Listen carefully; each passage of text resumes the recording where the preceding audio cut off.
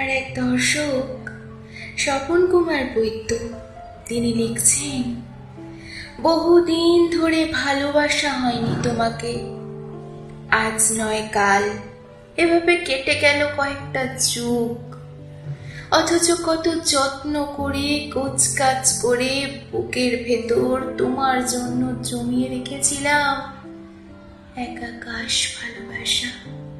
সে আকাশ থেকে বৃষ্টি ঝরত, বৃষ্টির পর আকাশে রংধনু উঠত, রাতের আকাশ থেকে জ্যোৎস্না ছিটকে পড়তো আমার মনের আঙিনায়।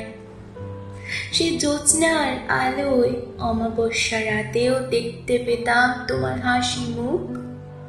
সে আকাশে ভোরের সোনালি আলোয় তুমি ভেসে উঠতে সাগরের বুকের নীল তিমির মতো।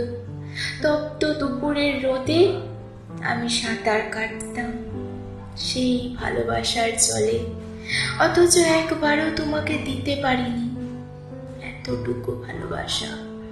বহুদিন ধরে ভালোবাসা হয়নি তোমাকে, মেটাতে পারিনি তোমাকে ভালোবাসার অনন্ত পিপাসা।